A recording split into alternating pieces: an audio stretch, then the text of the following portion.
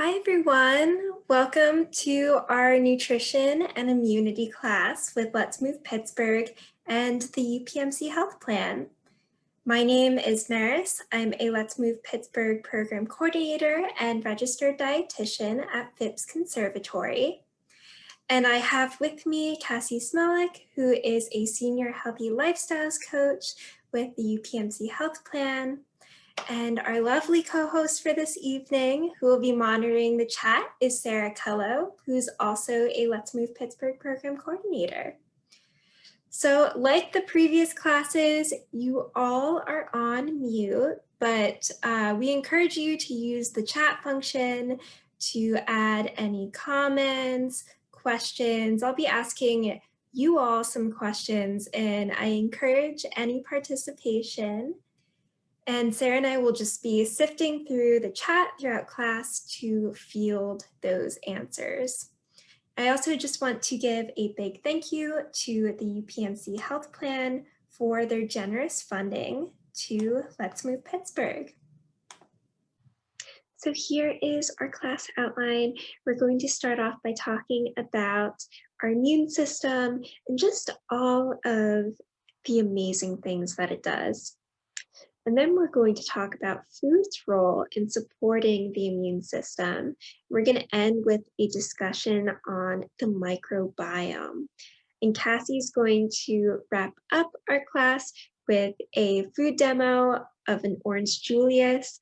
I know this really hits nostalgia vibes for me. I remember always getting Orange Juliuses at the mall, so I'm really excited for this demo.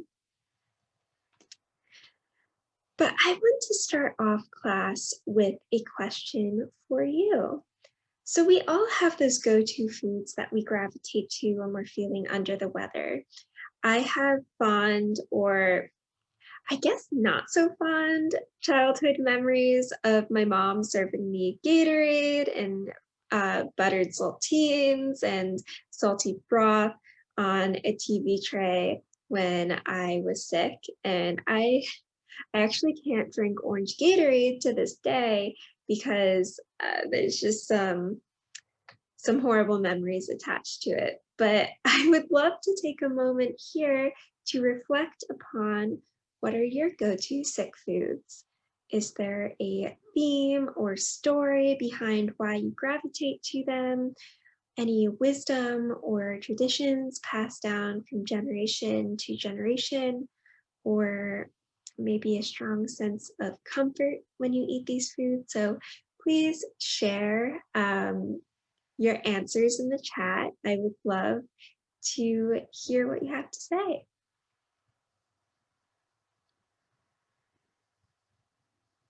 I see we have burnt toast. Yes, I've heard that before. Something with the charcoal. The idea is something with the charcoal passes the illness through the body. I've never tried it. Spicy, anything spicy. Yeah, there's something special about eating really spicy, potent foods. It just, when you're sick, it really clears the system. I end up doing that a lot too, especially like ginger and garlic. I always gravitate to those when I'm sick. Great, great. Well, keep sharing those answers. I'm going to move on. So I first learned about the immune system when I was a little girl watching the Magic School Bus episode called Inside Ralphie, and it opened my eyes to how beautifully complex immune systems are. We're exposed to potentially harmful bacteria constantly. And thankfully, we have this body armor of sorts that protects us against any harmful microbes as well as certain diseases. And this intricate network of steps and pathways recognizes foreign invaders like bacteria, viruses, parasites, and it takes immediate action. That itchy bump that you get when a mosquito bites you, a sign that your immune system is working. Having a runny, congested nose, I know we think of that as, oh, our immune system isn't working, I'm sick, but that's actually a sign that your immune system is working to flush out any of that bacteria. Our immune systems are working hard all of the time, so we need to do our part and provide balance and support that it needs to function. And one of the ways that we could do this is through food. Eating enough nutrients as part of a varied diet is required for the health and function of all cells, including immune cells. Each stage of the body's immune response relies on the presence of many micronutrients, including vitamin C, vitamin D, zinc, selenium, iron, which is found in a variety of plant and animal foods. This being said, I want to have a giant disclaimer that there is no magical food, there is no magical potion that can prevent you from getting sick. Life is not a video game. You can't gain HP points by just eating elderberries.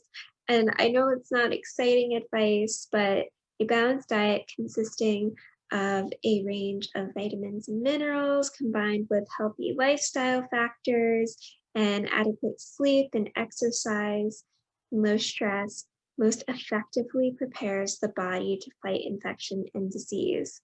And I acknowledge that this is way easier said than done. You don't have to check the boxes all the time. I would argue that that's honestly impossible, but making a conscious effort is the most that we can ask ourselves. So I'm going to talk about two main nutrients that you see advertised when it comes to immune boosting foods, and I'm going to break down both the facts and the myths about them. And the first one is vitamin C. So we need vitamin C to help build healthy skin, which is a barrier to microorganisms, and it also helps protect cells from damage due to its role as an antioxidant.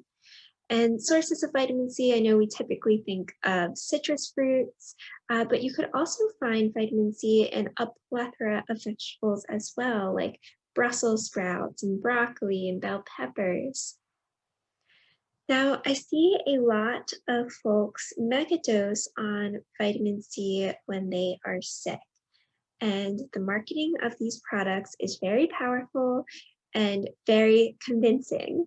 I remember drinking Airborne for months in college in the winter because I thought that's what you have to do to stay healthy.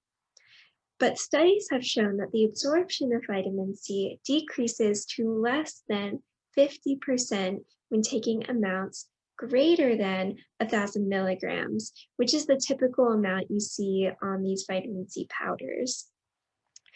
And you could have too much of a good thing. Adverse effects are possible with intakes greater than 3,000 milligrams of vitamin C daily, including reports of diarrhea, increased formation of kidney stones with those with existing kidney disease, and the increased levels of uric acid, which is a risk factor for gout. I'm Team Orange when it comes to vitamin C sources. With an orange, you aren't just getting the vitamin C, but you're also getting a bunch of other nutrients, including fiber and potassium and calcium, and you just don't get that with a powder. Now, some tips with vitamin C food sources.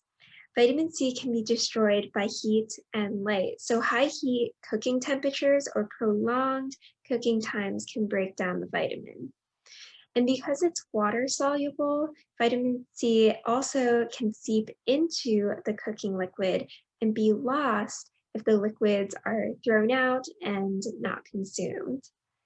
Quick heating methods or using as little as possible when cooking, such as stir frying or blanching, are helpful methods to preserve this vitamin.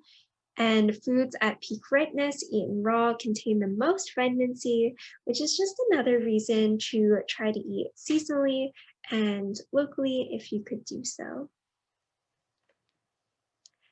And the second nutrient we're going to talk about is zinc. Zinc is a trace mineral, which means that the body only needs it in small amounts. This being said, it's necessary for almost 100 enzymes to carry out vital chemical reactions. It's a major player in the creation of DNA, the growth of cells, building proteins, healing damaged tissue, and of course, supporting a healthy immune system. Because it helps cells grow and multiply, adequate zinc is important during stages of rapid growth, such as childhood, adolescence, pregnancy. And I find zinc to be really cool because it's involved with the senses of taste and smell. So both a deficiency and excess intake of zinc can alter the palatability of food. Sources of zinc include lean meats, chicken, turkey, crab, oysters, milk, whole grains, seeds. And zinc is believed to prevent cold viruses from spreading by reducing inflammation, which may shorten the duration of a cold. Now, research has shown mixed results when it comes to zinc cough drops. I see that all over the aisles during flu season.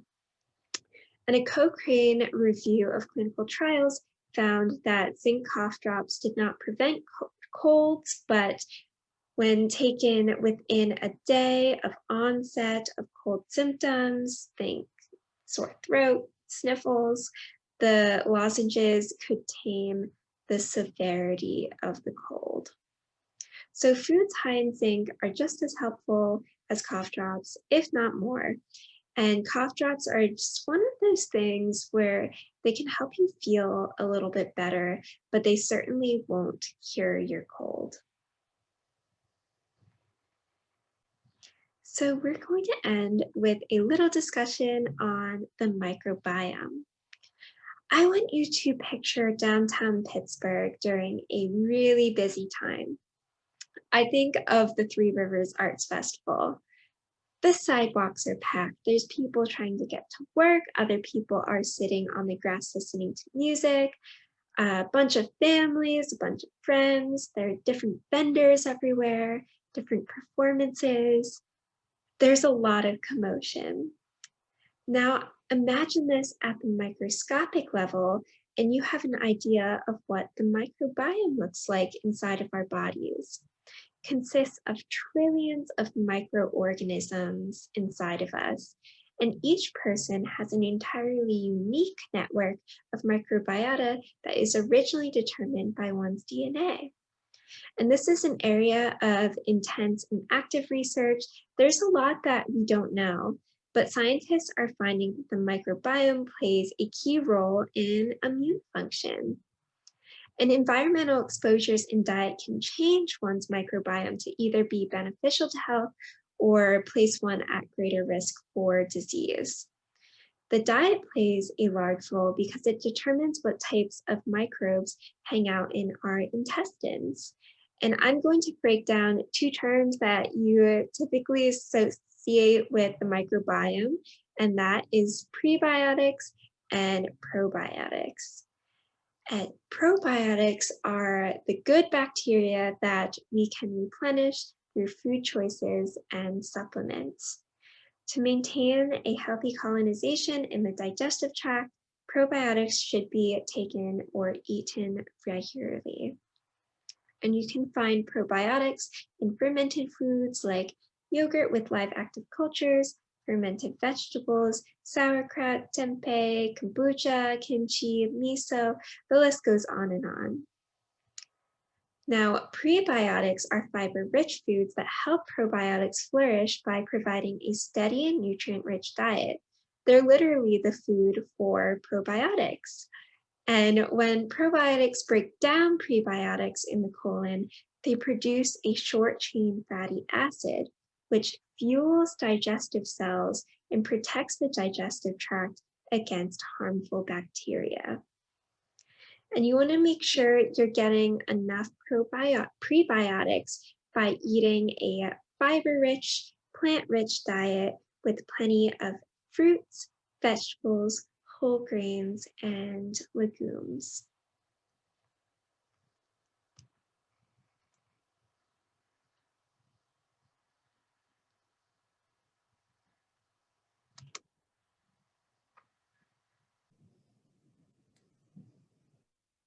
All right, Maris, can you hear me okay? Yep, I could hear you just great. Okay, hi everyone. So what a better day to make an orange Julia smoothie than today. It's nice and warm in Pittsburgh, and it's nice to have a nice cool beverage.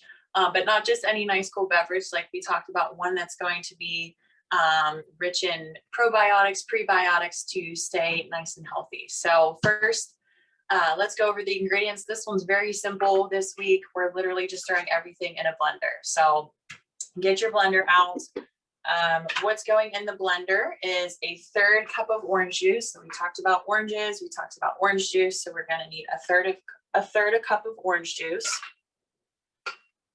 So go ahead and put that in. All right. And then we need a 1/2 cup of yogurt. So like Mary said, our yogurt is going to be the probiotic. So this is Greek yogurt. And if you look on the back, it actually says, you can see the food label there, 6 live and active cultures.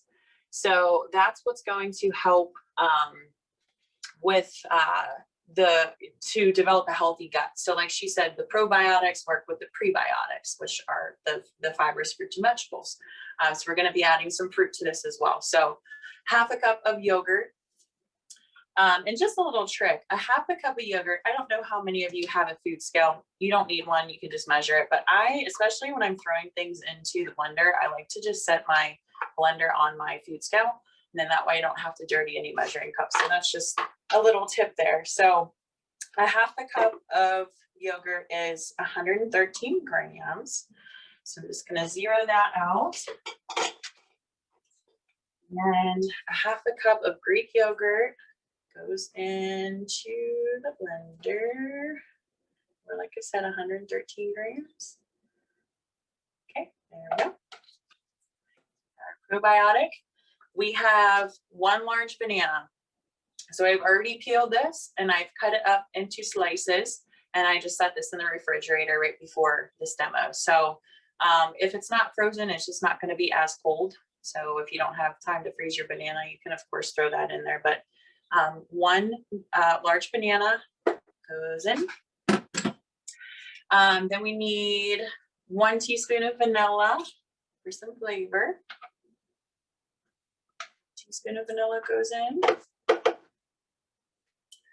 1 medium orange. So of course I've already peeled this orange, kind of sectioned it. I also popped this in the freezer too. Not for very long, like I said, probably for about 45 minutes. So we'll kind of add, just a little bit more coldness to the smoothie. So 1 medium orange goes in. Very easy. Then you're going to add 1 tablespoon of orange zest, which I've also already done. That goes in. And then a 1/2 cup of ice cubes, which is about 3 of like these size ice cubes, about a 1/2 cup. If you want your smoothie to have a thicker consistency, you can add more ice. If you want it to be a thinner consistency, I would just add maybe 3 ice cubes and add a little bit more milk. So we're going to add, the last ingredient is a dash of like your milk of choice. I'm using almond milk. You can use cow's milk, skim milk, oat milk, whatever you prefer. So the ice cubes go in. And like I said, just a splash of your milk. If, once again, if you want thinner consistency, you can also, blend this and see what it's like if you want to add more after. So that's it, guys. All of our ingredients go in the blender. The blender is really loud, so there's a smoothie option on it. So we're going to press smoothie.